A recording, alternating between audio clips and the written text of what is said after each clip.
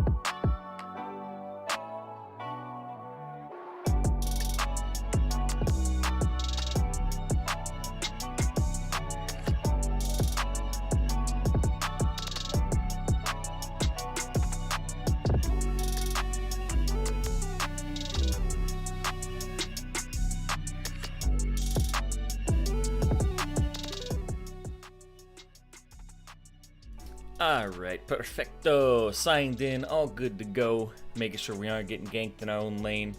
Let's start this up and swap this over. Cool.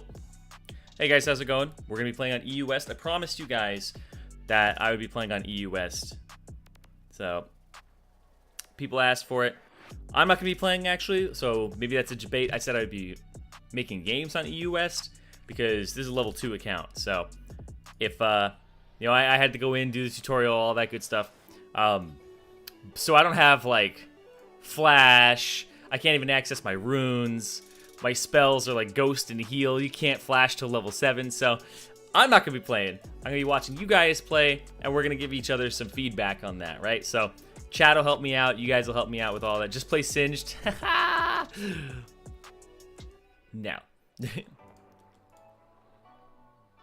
Singed is quite good though. Singed is quite good, but I'm not gonna play Singed. Because here's the thing: I don't even think I have Singed. Like if I look at the champions I own, it's just Master Yi. If I go to the store,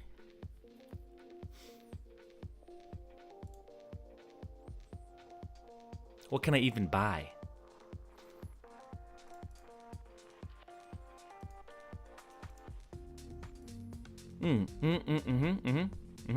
Ah, I can buy Singed. There you go.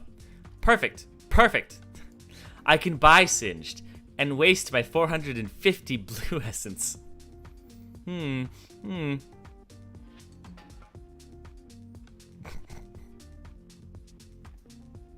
Poppy's 450? Wow. I did not expect that. I thought Poppy was more.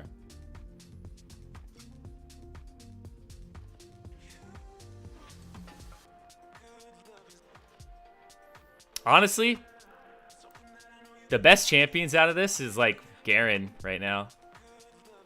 No, Annie's good. Ashe is good. Mundo's good. Garen's just really good. Kale, iffy. Nunu, Willem, pretty good. Actually, will be better next patch. Yeah, I know. Kale and Ryze are 450. I think the reason is it's because they're original champions, right? They're like champions that like were first released with the game, basically.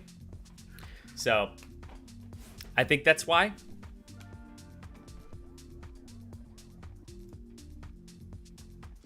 Get Kaylee. Kaylee's my favorite champion, dude. All right.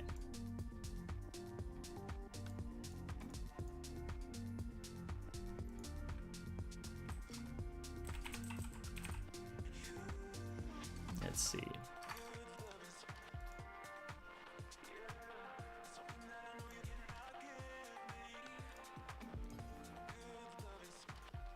All right.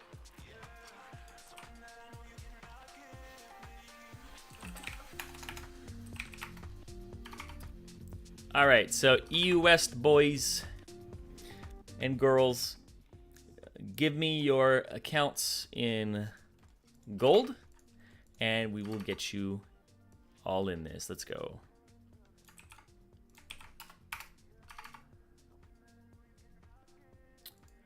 Yes.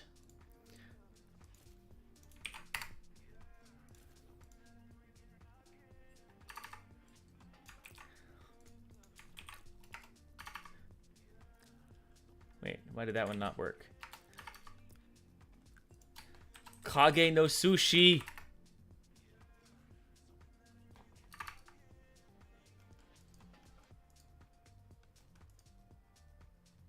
What server are you? US, right? You are silver 1, but your win rate is high, so I will get Kage no Sushi in here.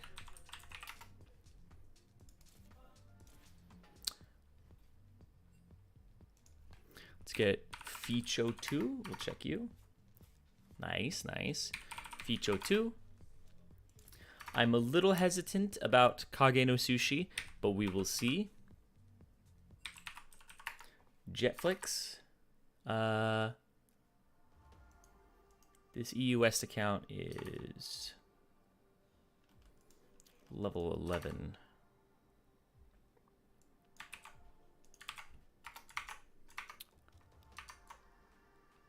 Okay, Ex-Addictor.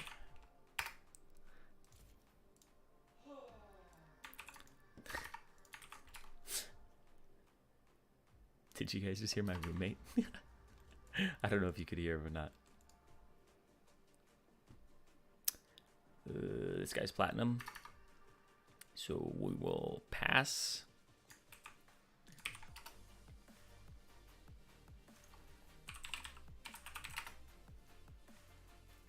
Okay, you're good.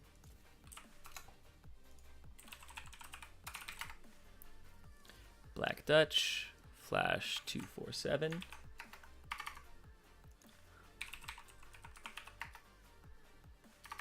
Okay. I will say, something I noticed immediately is that you guys in EU West are much better at following directions. Already, I can tell.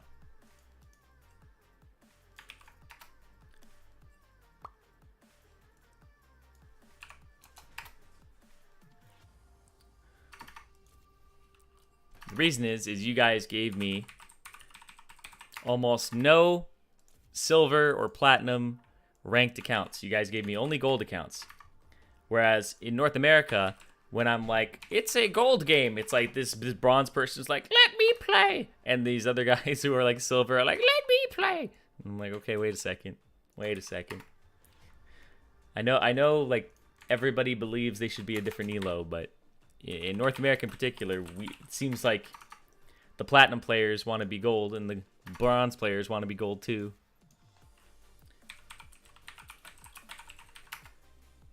Okay. Can I invite a gold account? I'm gonna go with no. We're gonna grab people from the chat who are watching and are chilling here. Fidelity. Oh no, we were on such a good roll there. Nugget sex. All right, hold up. Nugget sex, you're level 40. You don't have a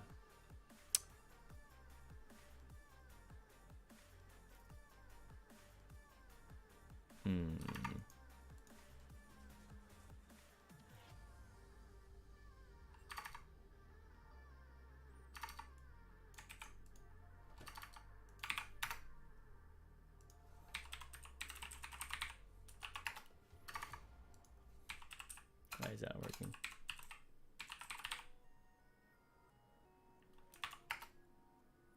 That's not an account, okay.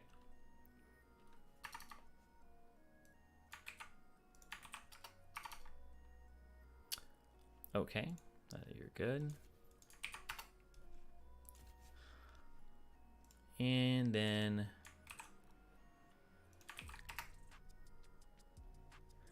this person, cool.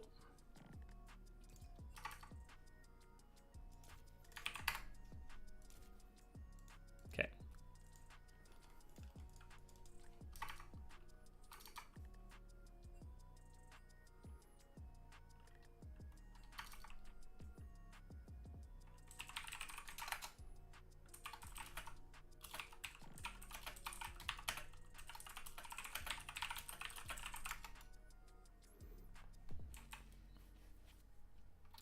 me figure out how to get people all on roll.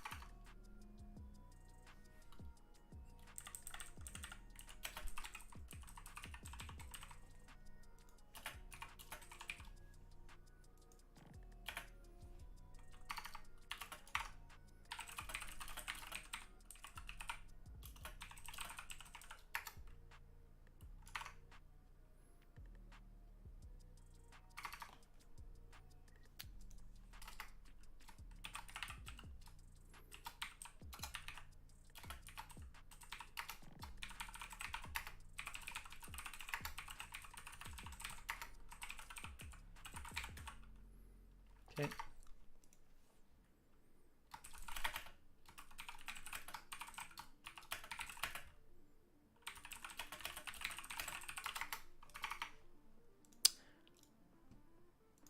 Okay.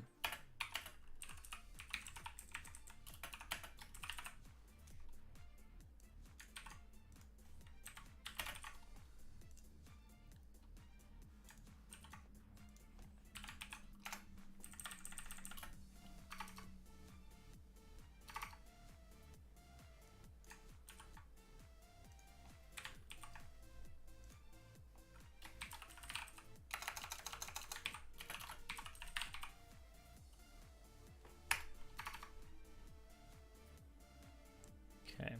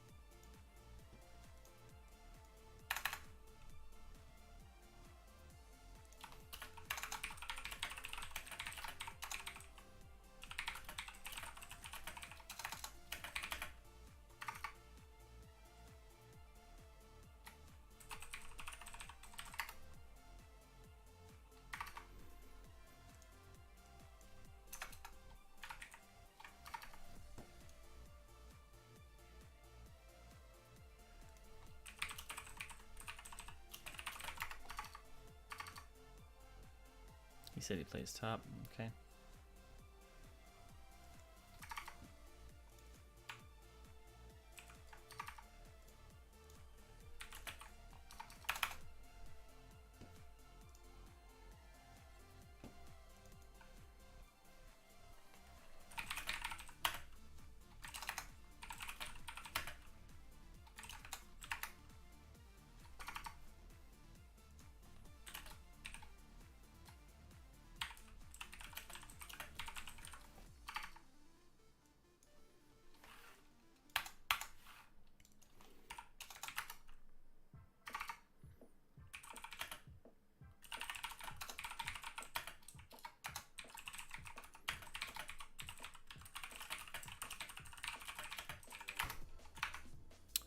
Okay, sorry, just dividing people up, guys. I like to have as balanced a game as possible.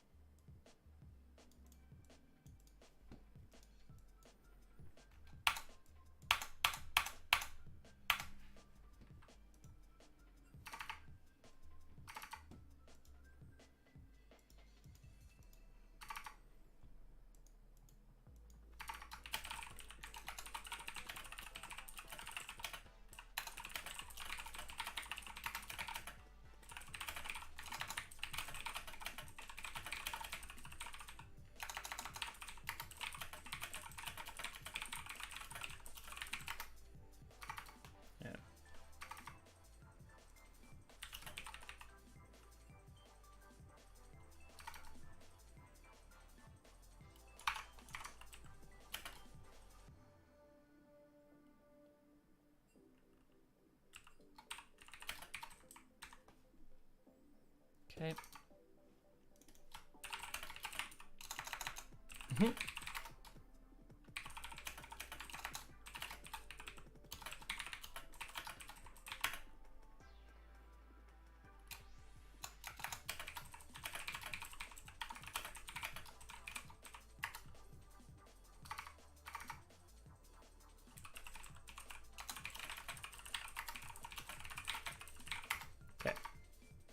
Hello, how's it going?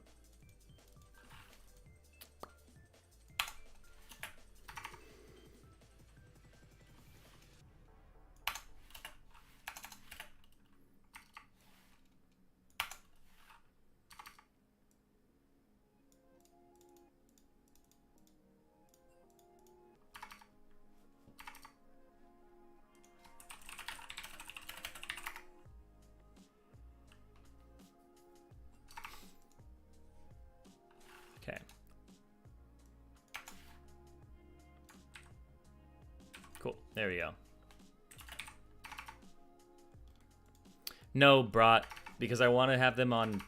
I don't want to have 3 jungle mains on the same team.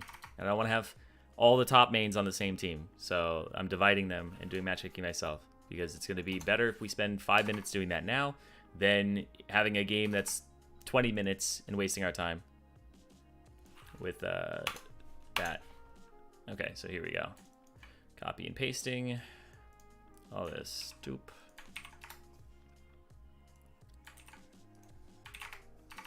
Oops.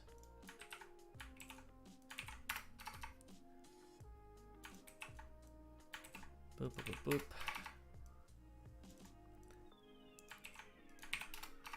And there we go.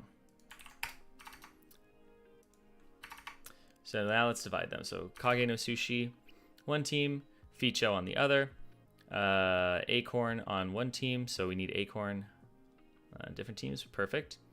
X a Dictor, different team than Frankie. So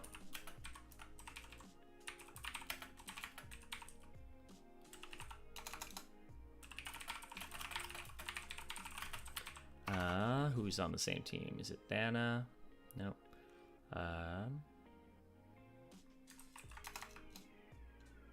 Okay.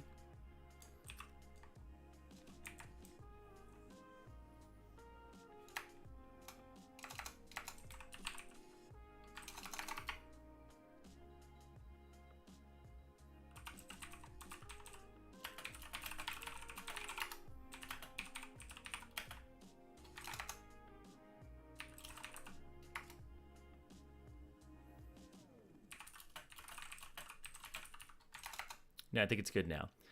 Kage no Sushi, Ficho, Acorn, Frankie. Frankie, go back to left. Yeah, I think it's okay. Exedictor, Thano, Flash 247. Where's he? Okay. And, okay, Valkyrie, cool. All right, good. Okay. Looks good. Yep, okay, looks good. Go ahead and start. Yep. Cool.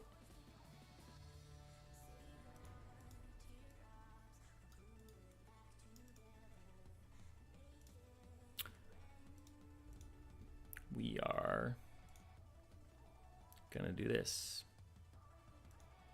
as well, just because it's blind pick.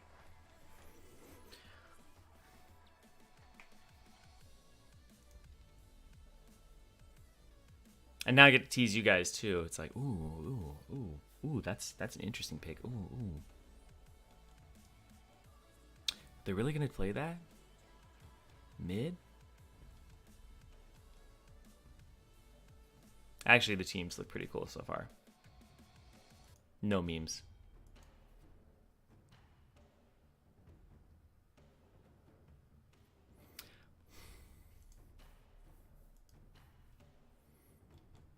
What's stopping them from screen sniping? Nothing, that's why I did this. Wow, is that Yumi mid?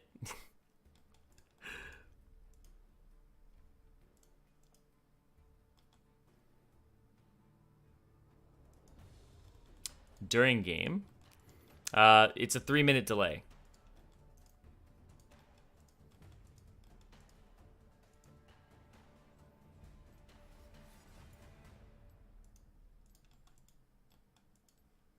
Yeah, because what's going to happen is, now I'll show you guys.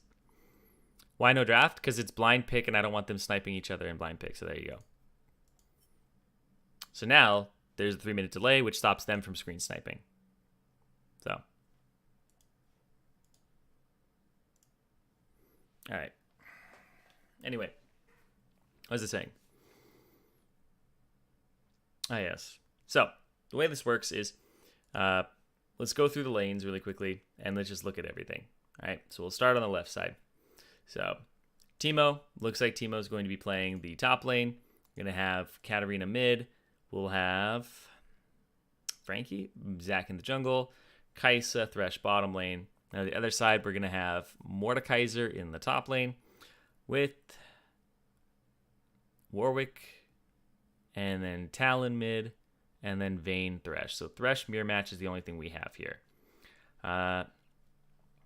Top lane, this matchup is really interesting because Teemo does have Archer, but of course, like Mordekaiser's pretty broken, so Mordekaiser just becomes a stat check champion and wins.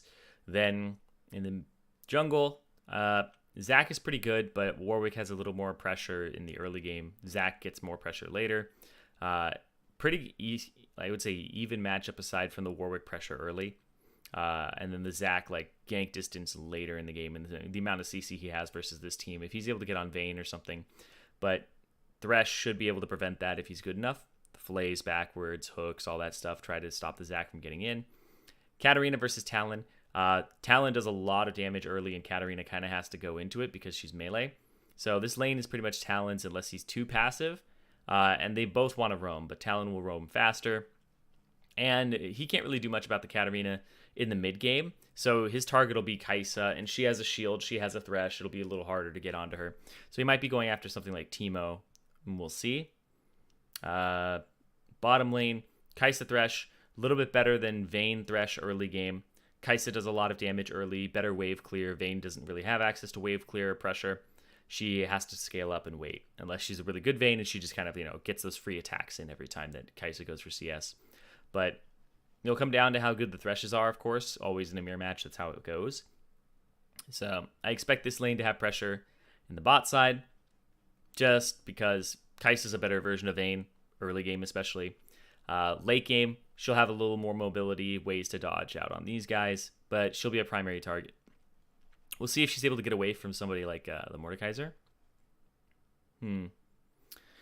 She does have the Zac to kind of set her up, and the Thresh, nothing else really in terms of her plasma stacks. So I would say early pressure to Teemo, falls to Mordekaiser later. Early pressure to the Talon in mid, early pressure to the Warwick in jungle, early pressure to the bottom side here. So both sides have ways to kind of win the game, and both sides have different lanes with priority. So I like that, first and foremost. I like that they aren't just like completely one-sided.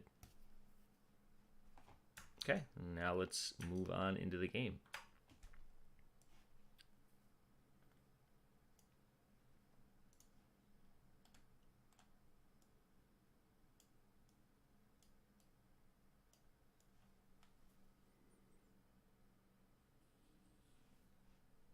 Okay.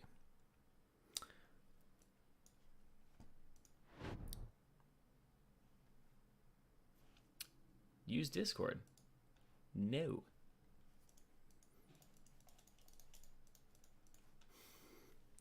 Okay.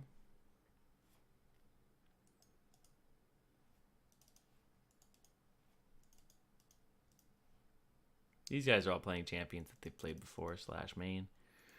Don't know about this. Don't know about this. Ignite. Okay. Ignite Teemo.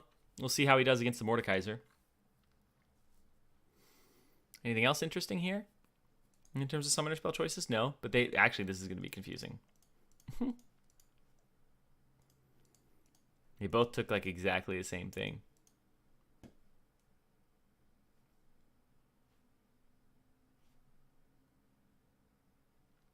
Halo Blades, yep. Conqueror, yep. Grasp, okay. So he's going for high harassment. Okay, well, let's see. Let's move to this one. There we go. Cool.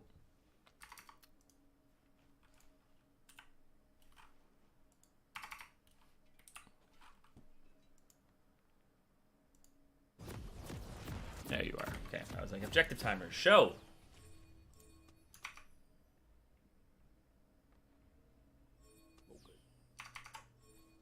Okay, let's pull you guys off to the side here.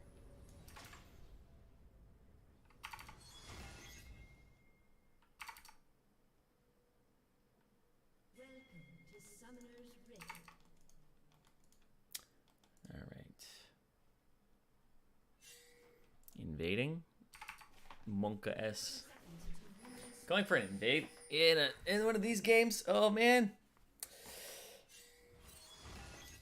Yeah. Who goes that way, man? Who goes that way?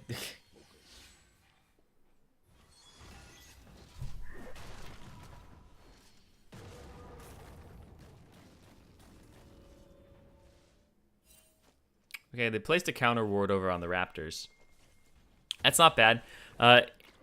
Depending on how many people they saw, which I believe they saw everybody except for Mordekaiser, they could place an even deeper ward or a later ward. This one is good, though. He also went with the Penguin, which is one of the best ones. I actually really like that ward.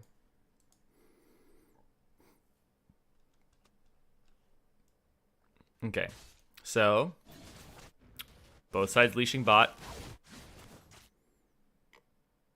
No fake leashes here. Good. Everybody kind of just knows where the other started.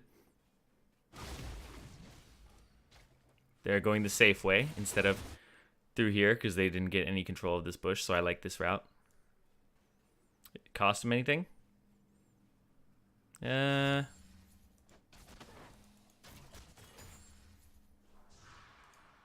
they got the same amount of minions, so they didn't get the last hit them, but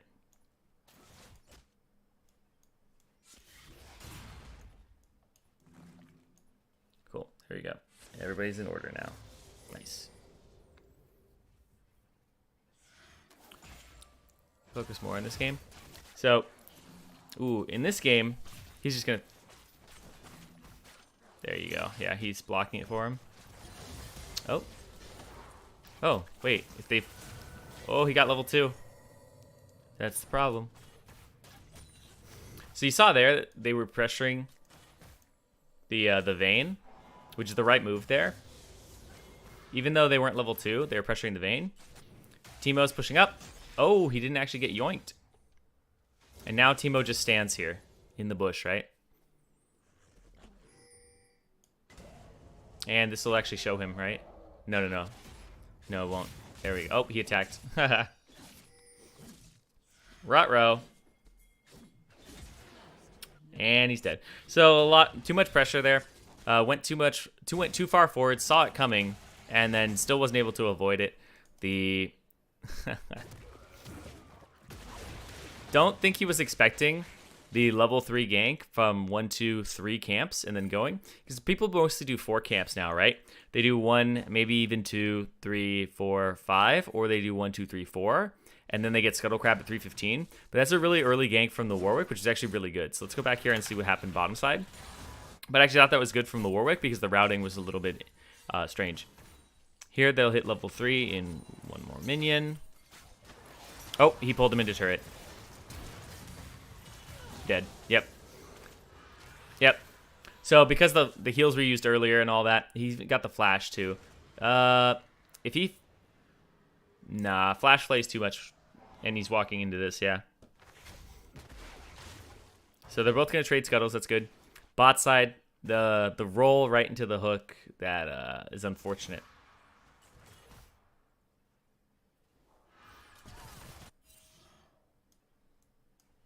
Right there, I think he should have been... I think the Vayne got a little bit too... I'd say too antsy. Because you guys were winning the lane off the first trade. For the most part. Uh-oh. Yoink! Oh, now he doesn't have his E. He's going to have it in 3 seconds. Oh, really? Oh, I thought he would Q. But he's a little too scared of the damage. And he's behind, I guess. So both scuttles to Warwick. So the early pressure that we talked about with Warwick is paying off here. He got kills. He got both Scuttle Crabs. and he was able to back and get his long swords and work towards his Tiamat here for clearing.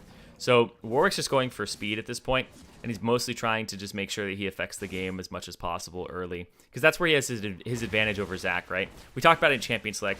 If the Warwick doesn't do much with this advantage, then it's not going to mean a whole lot in this game. Let's turn off chat really quickly so that it's not on top of all that. Oh. He just hit level 6 first, right? Or does he jump on him and ignite? Let's see. So he has a big wave underneath his turret. He used his W.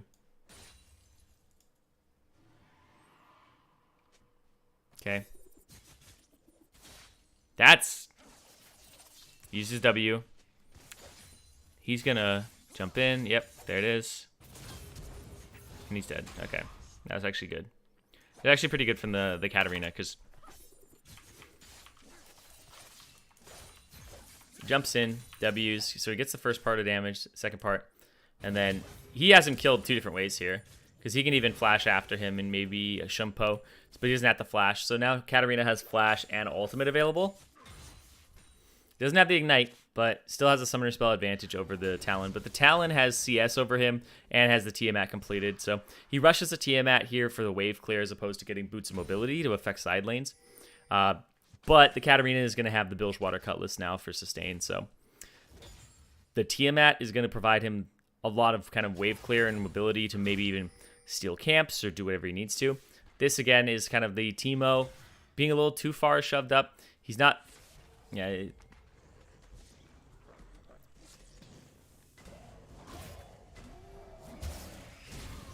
Okay. That time that was good, because he ended up having to flash. He did turn around and actually blind the Warwick, which was the right move, because it took off the Warwick's speed, because the Warwick is just coming at him full force. So as soon as you can take his speed away and force him to actually just walk at you, you have boots and you have your W on, so you should be okay.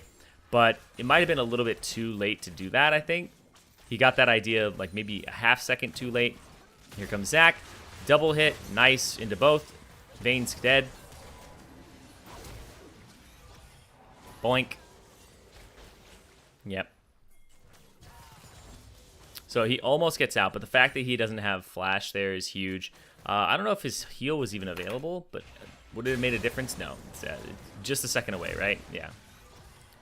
Yeah, literally like 0.0 seconds away or something like that. It's actually like a little ridiculous how close that was. Like 7, 6, 5, 4, 3... 2, and then you see like it's counting down. Oh, it's like 0.7. It's like 0.7 seconds away. But even then, I don't know if that saves him from the W, because the W does do a lot of damage. So the Talon was roaming down there. So the first thing I'm noticing is the vision control in this game is a little bit lackluster. I think blue team is actually doing a little better job of putting down. Excuse me. Blue team is doing a better job of putting down their wards, but the red team is actually just, they're honey badgers, dude. They don't give a crap about your wards, man. Like they're just running through them. They don't care. So blue team, like even just looking at warding scores, this is like he's sitting on 2 wards, he's sitting on 2 wards, he's sitting on 2 wards. He just put down a ward and stopped sitting on 2 wards. So you had 4 people who were sitting on 2 wards. Oh, and they're able to pick up a kill there on the escape. That's actually not bad from Kage no Sushi. It's a pretty good trade. There he does. That's not a good trade. He does need to back, though, and the fact that he doesn't have teleport kind of gets him stuck in this lane. Now, the problem here is that Zach is behind. Zach is level 4. Sure, they got the dragon. Zach's level 4. Zach just backed, got his items, but he doesn't really have any way to get to this lane, and he has to go for a full clear here. So Zach is going to go from bot side. He's going to try to go all the way to the top side. So he's going Krugs, because he's going to try to catch up in experience, right? So he's doing Krugs, red, raptors, wolves, blue, rump. I assume that's what he's going to do, unless he starts going for like a lot of ganks very quickly. No, that's too far. Yeah. So he's like going for a full clear, or he'll probably elect to do that. We'll see. Now they put down. Now now they put down all their wards, right? There's like 1, 2, 3 here, plus the scuttle. So they have some control of the bottom side of the map, which is good because that's where they have a CS advantage in bottom and mid. Even though they don't have the kill advantage, they've been CSing better than their opponents, which does set them up for actually having this control. Oh, wow. And they're level 6, so you're going to have to be very, very careful here. Oh. That's too much. Too much. Too many minions. You're dead. Yeah. So, the execution here is pretty off. I wouldn't walk forward at all here against this gigantic minion wave. Like, this is a big minion wave here. And you're not level 6 yet, and they're level 6. So, the walk up here and the using a flay, pretty bad. Flash is not in a good position. Maybe he thought that minion was going to catch him or help him. But this goes right over. Gives him the hook. Flays him. He doesn't have ultimate, which would be the way to actually get out of this. He gets hit by the condemn, doesn't hit the wall, so he's a little lucky there. Flash is after, but there's no flay, remember? He used the flay earlier. So there's no way he can stop this Vayne. He would have to, like, flay him right here into turret, but he flays him the other way because, you know, it's before the Kai'Sa dies. So it's the right motion of the flay. It's just a half second too late, right? And Vayne has heal here too, so you're not going to kill her ever. You don't have the damage for it. There's the hook again. So Black Dutch just actually outperforming there. Really, I would say just making the big difference in terms of how much the Threshers are affecting the game. Does this still work? Oh, yeah.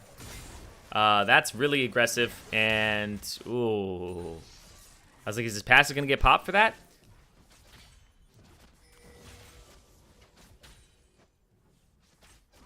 Yeah, like now.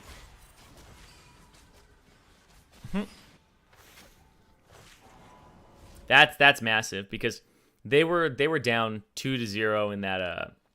I'm sorry, they were down with 2 kills on the Kai'Sa, and she was doing incredibly well there.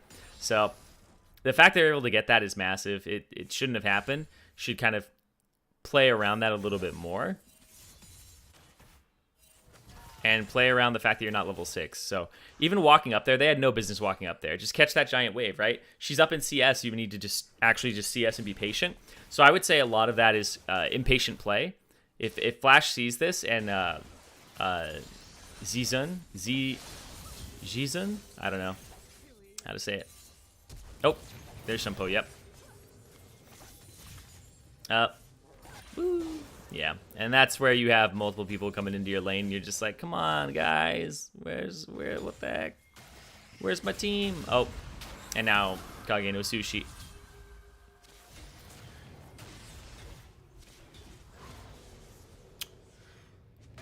So,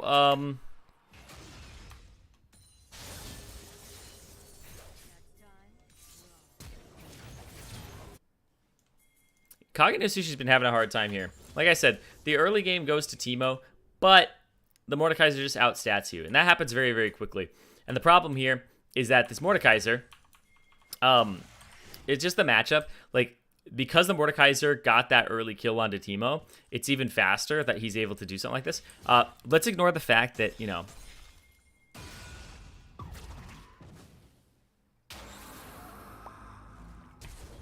yeah. Don't know if he needed to flash there, but he decides to flash anyway. Gets him towards the end of the wall. Kage no Sushi isn't kiting much, but there's not much he can do about it, I guess. But the thing is that Kage no Sushi has boots too, I believe, at that point. So he could have stood a better chance of actually getting away. Or at least kiting him around and minimizing the damage, trying to juke the Q.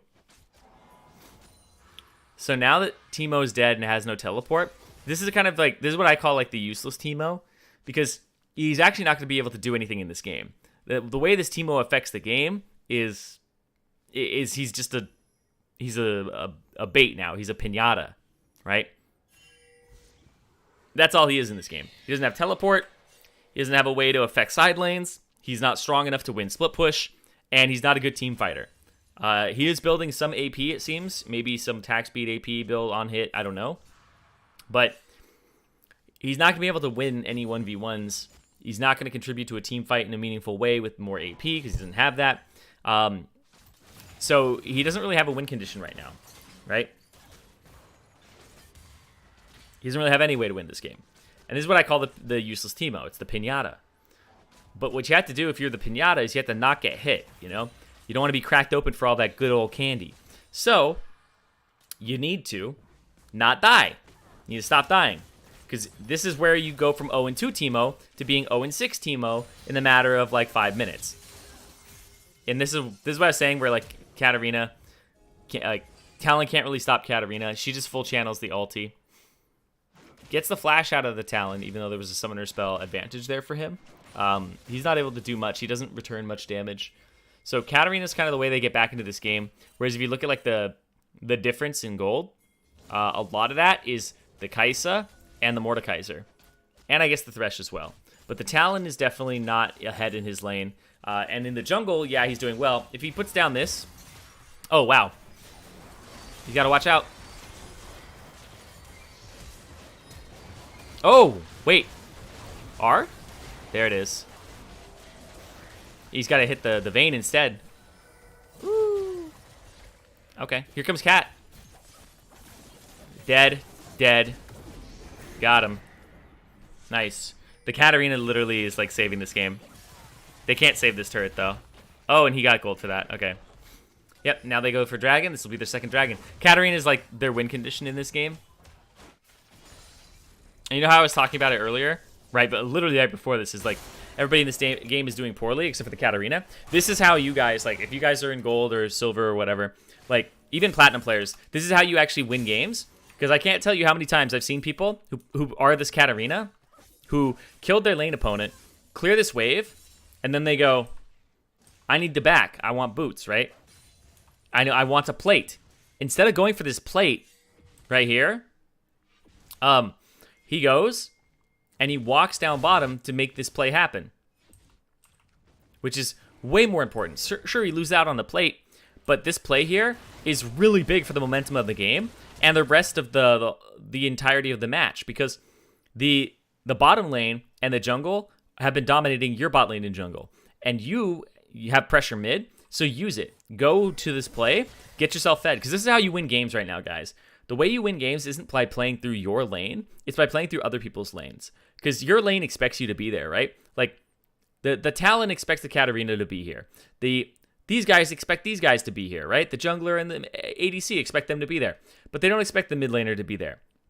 So it's much easier to kill somebody else than it is to kill your own lane opponent, because other people aren't expecting you and your lane opponent's been watching you the whole game. So yeah, this is how you actually win games as the Katarina, or at least stabilize them and save them, is affecting other lanes. Even if like this Teemo's behind, sometimes like roaming mid is good. We saw when the Katarina killed Talon the first time, that 2 people showed up in his lane to kill him. That's how like you kill the Katarina, right? Is if she goes all in on somebody, you have to counter, or you have to catch her with people coming into her lane. But right there, that's just how you're supposed to do it. That's like the best play I've seen so far in this entire game, is the roam. And it's something where it's like, we saw solo kills, right? We saw kills like that. This is just, she's showing up at the right time, and the right time is everything. It's not luck, it's kind of making that decision, because she could have backed there. She could have gone for, you know, she could have gone for the turret.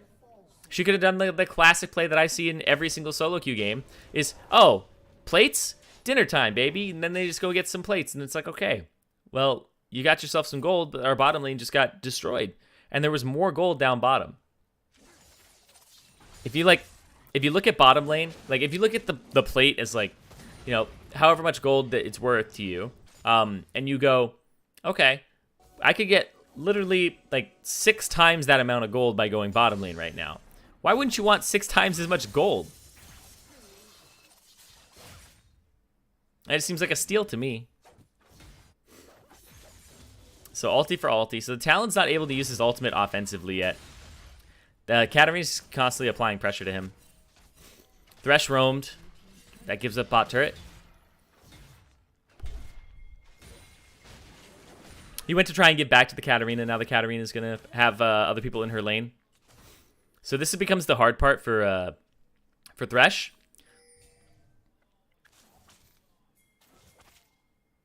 reason that's hard for the blue team Thresh is he's going to have to match and not stay with the Kai'Sa the whole time. And here comes the other Thresh. So the Thresh is going to... Yeah, Thresh got abandoned. Oh, okay. And yep. Yeah. So this is like a vision game punish here. So they see him kill this. Kai'Sa wants to clear this wave. Thresh doesn't sweep. They don't know that it's in there or not. I don't know. They saw him go off this way too. I guess because they were expecting Vayne to show herself there too. Yeah, she's a little too slow. Dodges into it instead of away. If he had dodged up, then he's safe. But at that point, I think that's where you save your E. Where is he? Oh, yeah, he already used it. Yeah. That's just a reaction thing. You got to get a little better at that. Do it reactionarily instead of... Because you have enough time to react there.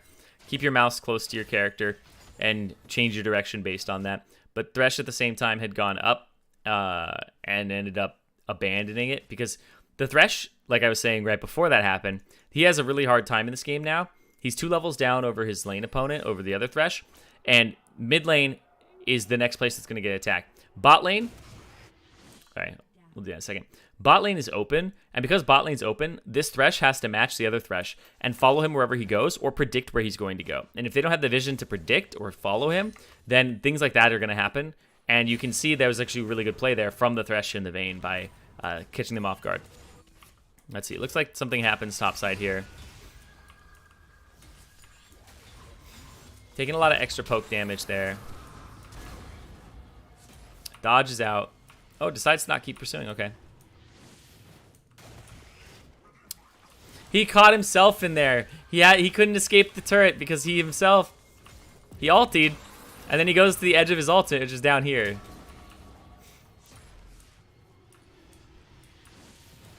He's like, oh, this is awkward. He can't do anything about it. He just dies to turret. Oh, no. That's one where you just go, oh, he should have committed harder. Because his ultimate was up, Teemo didn't really have too many escape routes, and he maybe could have finished him off or killed him. Yeah, can't reach. This is what I'm talking about, where the Thresh needs to match this, or at least see it coming, or else the Katarina doesn't get the pressure that she had in this game. And this is how the bot lane wins this, because they had pressure, they got the turret, they have to go to other lanes and make sure that this... So this is how you lose the game, is Katarina's going to try to win you the game. Kai'Sa might lose you the game here, because she has to farm, and she has to match.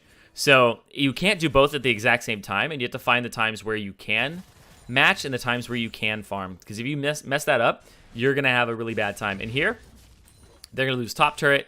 Their whole bottom side is warded up. Just the amount of pressure that red has over blue is immense right now.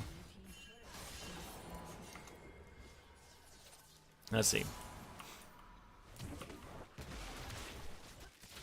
Oh. Oh, Thresh walked up to try and hook. Okay. Oh, he went.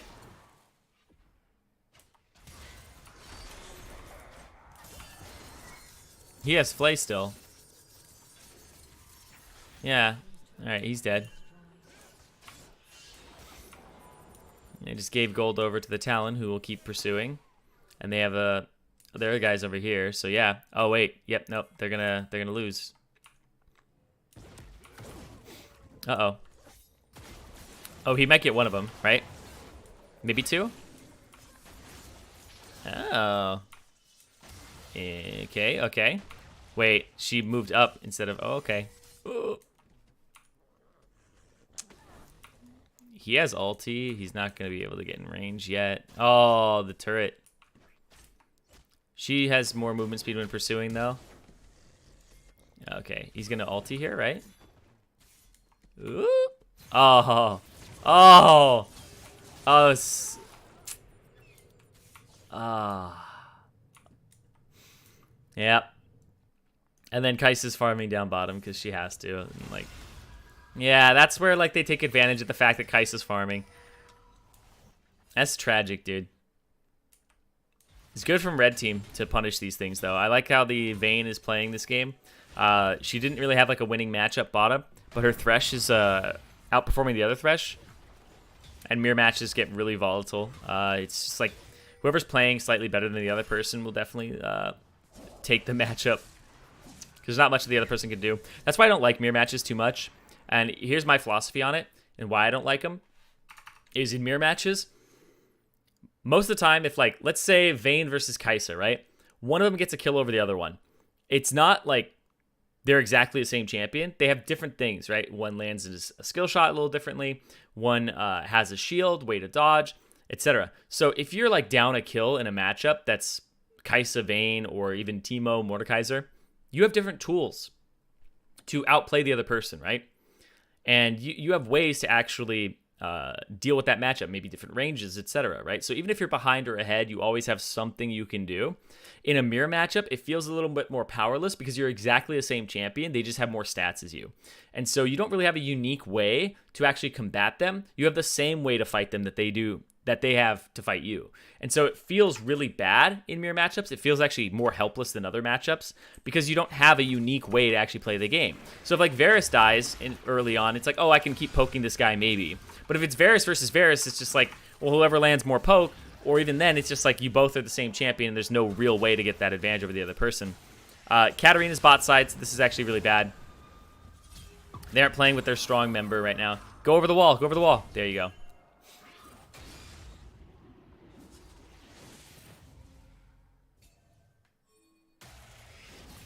Ooh. Bonk. Got him. Okay. So Katarina's now in the side lane farming.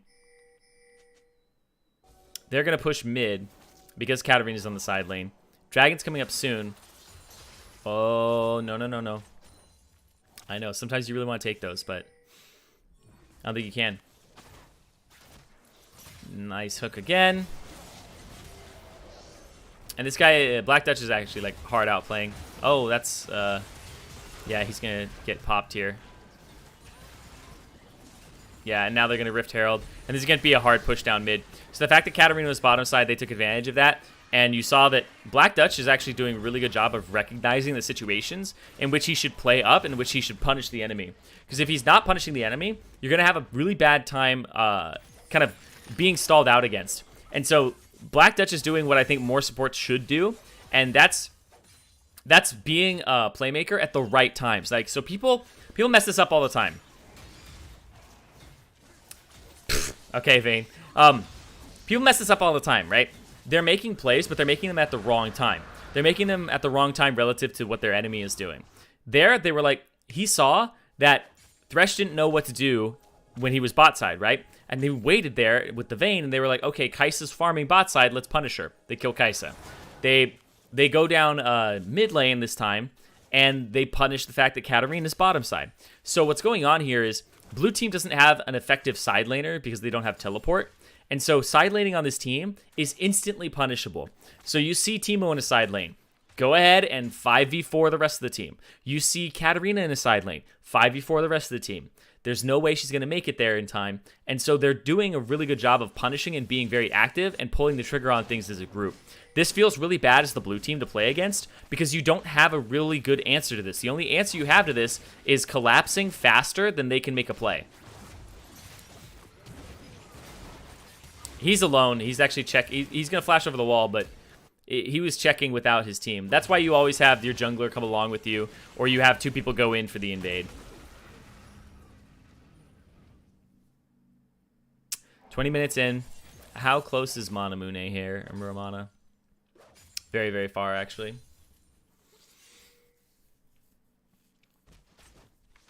Baron's on the table. Blade of the Rune King done. Oh, Teemo got it. Oh, wait, that's actually really good. Vayne's dead.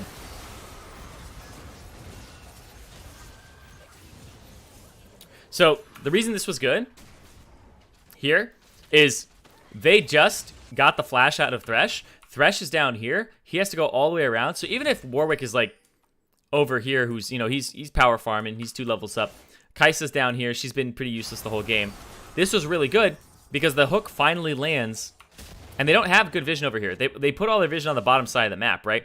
Thresh put his vision down here, and he has to walk all the way around. So you can pretty much bet that this isn't warded just yet because of the fact that Thresh was on the bottom side. So there's almost no wards here. They go ahead and sweep it. You see Thresh is trying to get wards here. They get the slow from the Teemo Shroom. Teemo actually gets the Shroom, gets the blue from the Shroom. Instantly jumps in and kills. Talon doesn't know what to do. Talon's been unable to be offensive this whole game. Talon's literally just been cleanup crew.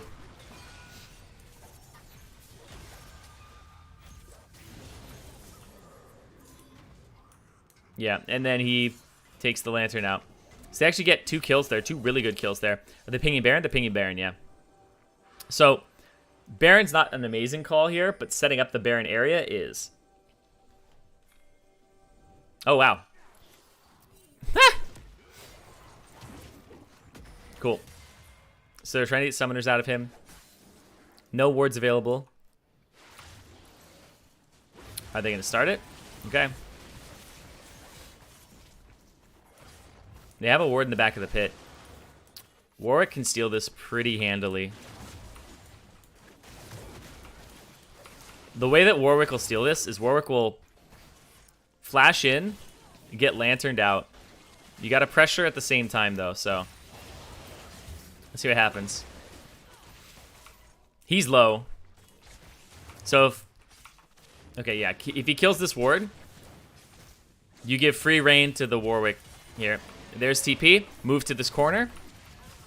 Here we go. Flash. Nom nom. Nom nom smite. Got it. Yep. He's a higher level, and he's got his Q that synergizes with killing things like that, because it's a % of their maximum HP. So you actually have a bigger burst than Zac does. Because Zac doesn't really have an ability like that, aside from, the W, but even then, it's like meh compared to what Warwick's going to be able to do with his Q, which applies, the on-hit effects and all that good stuff of his Titanic Hydra. So, yeah, he just goes in, bites, he nom-noms, and smites. And this right here, they've been seeing this whole time. The fact that there's no, I think this is a misplay from Thresh, to be honest. I'm going to play so we don't hear the sound effect anymore. So 900, what's your smite? It's like 700, right? Yeah, 680 and 720. Yeah, 680, 720.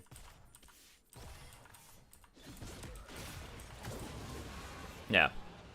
So the thing is it was never in the smite range of Zac there until the very, very end, because it went from like 840-ish or something like that to being comboed down here. And that's massive. That's actually massive. I actually think this is Thresh's fault, personally, because you shouldn't have health potions this late into the game. You don't need them. If you have health potions this late into the game, I think it's useless. You should be having a control ward here for anything, like whether it's setting it up here or here, anything like that.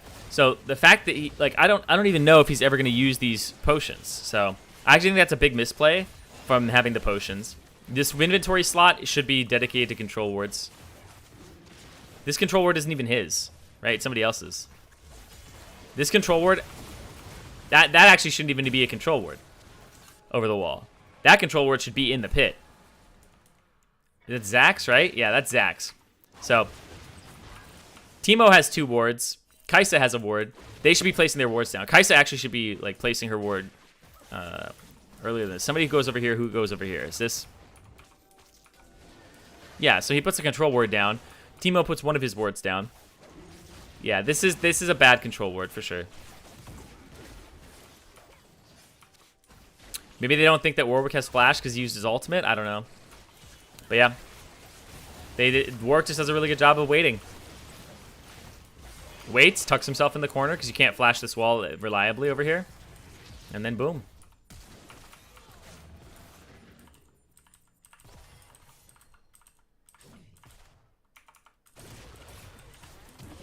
Yeah. Yeah.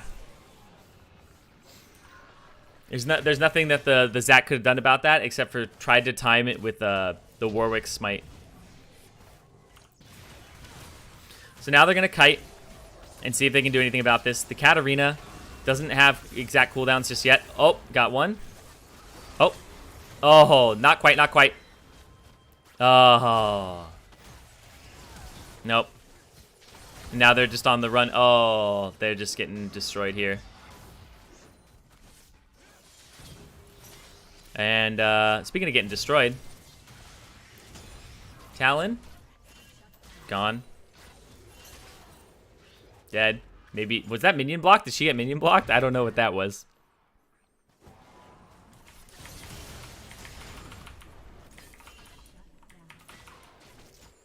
No, she just, I think she's attack moving. She's dead anyway. But she's dead anyway, so getting that, that farm is actually the right play, to be honest. Like, that's actually min-max there. If you're going to int for that kill, then actually getting the farm is the best play you can make there. Because you're not going to kill the Thresh at this point. So you're just like, 1 farm, 2 farm, easy clap, right? So he actually got 28 more gold. Like, that's a question mark ping initially, but you're actually like, that's actually the best thing he literally could have done there once he had inted under the turret. Once you're under the turret, you just accept your fate, right? It's kind of like when you get ganked and somebody, like, comes behind you and you're like, oh, I'm dead no matter what. You just start farming the wave, right? It's like Scions that die. They just use their passive to farm the wave, because that's the best thing you can do in that situation, is not fall behind and farm. So it's actually not bad there. But, oh, man, that's actually so bad for the blue team. Because that's how they got back in the game. That's how they get back in the game, is the Baron there. But it's such a risky call with the way they had set up their wards.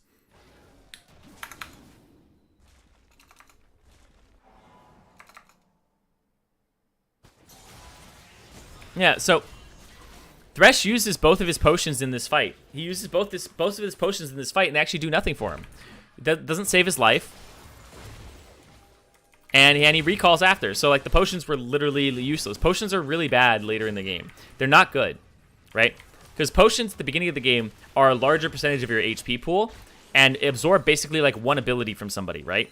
So, when I have a potion and it's 150 health, so it's like, oh, okay, what's the base damage on, like, the Kai'Sa W, right? It's like, oh, okay, before she has all these AD ratios and stuff like that, it'll be like, oh, a potion will negate a Kai'Sa W that I eat and the extra stacks and stuff like that. A Kai'Sa W and an auto attack.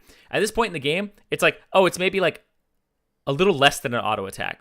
So they become less and less valuable as time goes on, because it's it's less percentage of your total HP, and it's less of an ability from the opponent, right? Early game, it's like, oh, maybe 2 abilities will be absorbed by a potion. Now it's like half an ability is absorbed by a potion or recovered by a potion. So it's worth less the further you get into the game. They cost the same amount, but the amount relative to what it does for you goes down.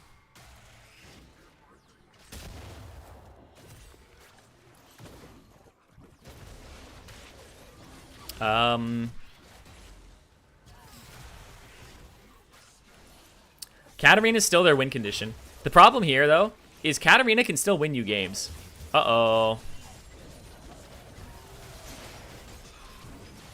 Oh, that's so good. But the Katarina got hooked. Ooh. She went in.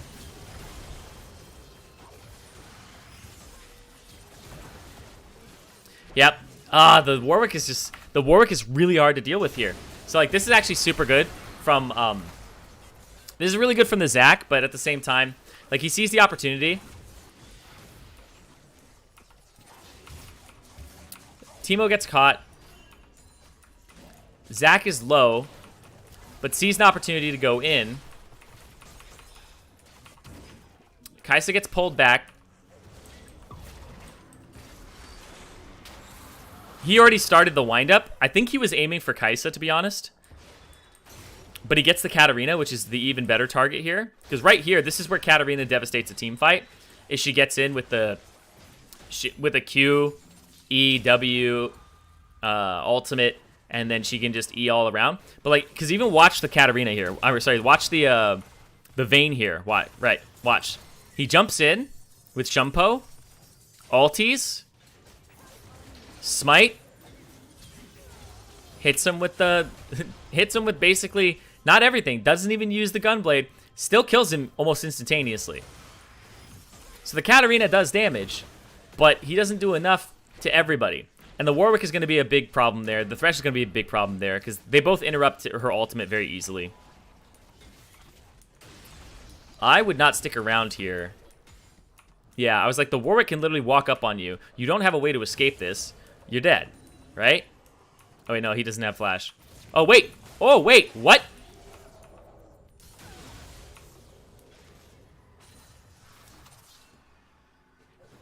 Because she has Hextech Gunblade, right? So at that point, you just Hextech Gunblade him and run, right?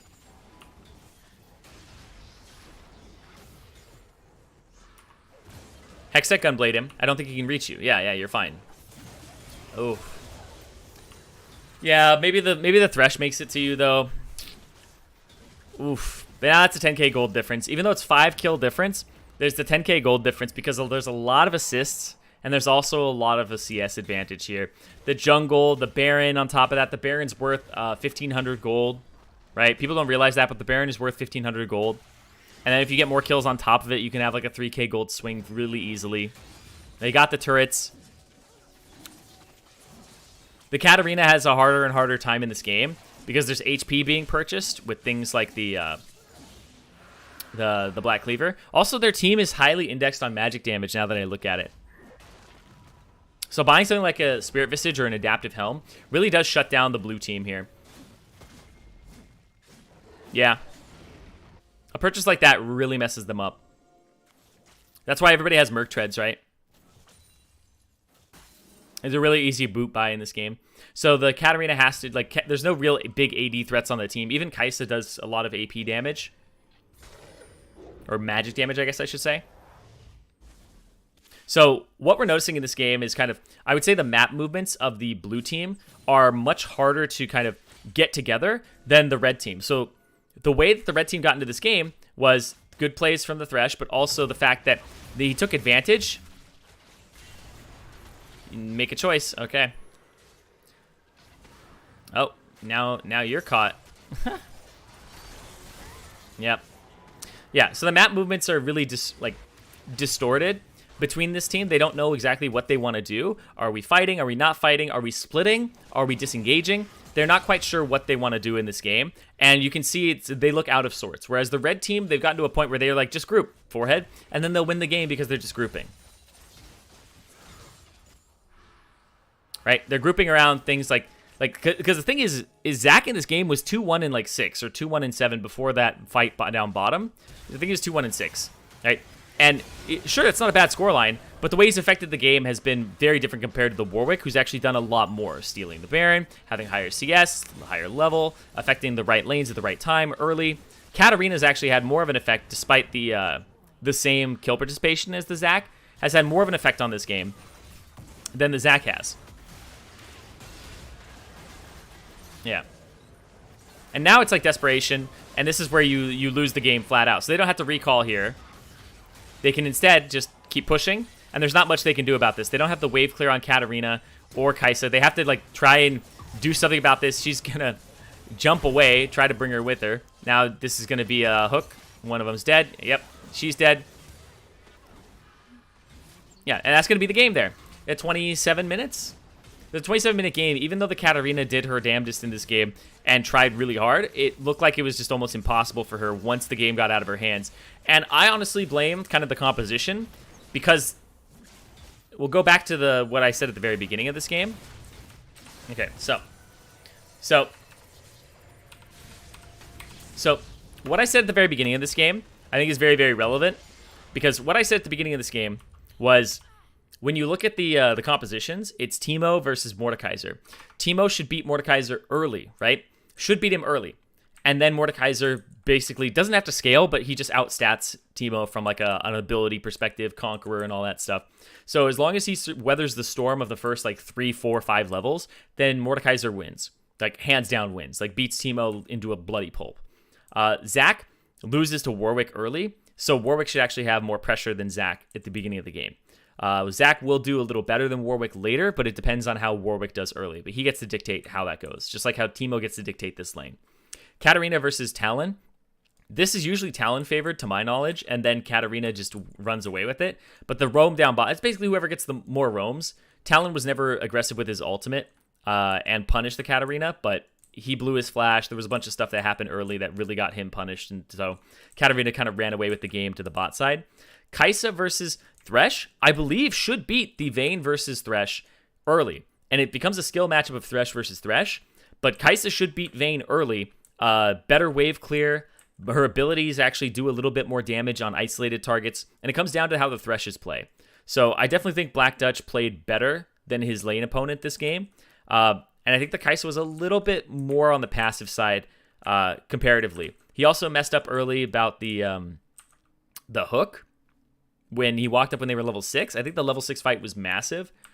So just pay attention to those types of things. They had a giant minion wave pushing towards you. Now, the fact they had a giant minion wave pushing towards you is probably even a bigger issue. So we'll look at that really quickly. Let's see when it'll be right around here, right? Yeah, so it'll be this next one here. So how did they get this minion wave? Black Dutch pulls the wave. Okay, perfect. So Black Dutch actually sets this up. So what happens is they get this. Black Dutch is pulling the minion wave. You see what he's doing? He's pulling the wave, which means that this is going to stack. His wave is going to stack. Oh, why'd you do that? Game. Stop it. Okay.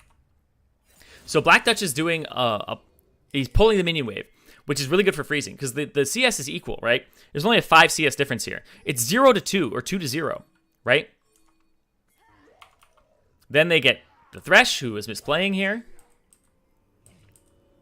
They catch him. Kai'Sa backs, spends her gold. And now she slowly CS's and builds this wave. So it was only a 5 CS difference, right? Thresh didn't recall with his team, didn't like back with his team or go that route. So kind of out of sorts in that regard. And now, even though it's 2 to 0, Vayne got that first kill, and they're going to hit level 6 first because they're slow pushing. So there's all this experience here that hasn't been taken. And then this wave stacks. And this is really well done. I think this is really well done here. They actually fall right into their hands. This is like, level 6 is like playing the level 2, right? Like they're level 6, you got to back off. You just got to CS this under turret. Just be patient. Be patient. You have the tools to do it. It's not a freeze, right? Yeah. Way too aggressive to try and get this. So I think this was a big turning point because what ends up happening is they get the kill, they live, and then all this CS goes to waste. And then they get even more for it. And then they get another kill. And then they get a plate. And then they get extra damage onto the Zac, and so he's off the map, which means they get to take the topside jungle. So that play down bottom was massive. In the course of like what 2 minutes? 2 minutes, Vayne goes from 0-2 to 3-2, up 20 CS when he was only up 5, and Kai'Sa had a large advantage. And then they get to back and do all this. So I think this was a big turning point for the game. The gank top that actually swapped the pressure because Teemo lost the only part in the game that he's actually ahead of the Mordekaiser. So it's really good from, I think, the Warwick to gank topside because that's the lane that was tilted in his favor after that, as opposed to he has to revisit over and over again. And then the bottom side, I think that was just a really big misplay. So, but I honestly think like Black Dutch is MVP of this game by far. Black Dutch followed by Acorn with the Smite Steal and like these early pressure. So, all right. Well, I hope you guys enjoyed that. I hope that was good for you guys. We did an EU West game. We'll do more in the future. I'm going to be back on Thursday. I think I'm on the website, and Friday I think I'm back here on YouTube. And maybe I'll do an EU West game again. I'll think about it. But I have to get going, guys. Thank you so much for watching. I hope you guys learned something today. Thank you for everybody who played. Everybody who played, I really appreciate that. Like, number one, first and foremost, I always appreciate the people who jump into these games. You guys actually did a fantastic job overall, I think. Everybody kind of had some takeaways there. Whether it was, even for the Katarina who played really well, I think it's kind of don't overplay your hand in some situations, despite your team actually not doing very well. You still have a lot of things that like you can kind of shore up in terms of your roaming. And when the lane fell apart, the bot side, it kind of affected you, but there's ways that you can actually deal with that. So I would say look more into that, and there's always ways to kind of level up, even if the game felt out of your control. You did have ways to control it. So anyway, I hope you guys have a good one. Thank you so much for watching, and I'll see you guys next time.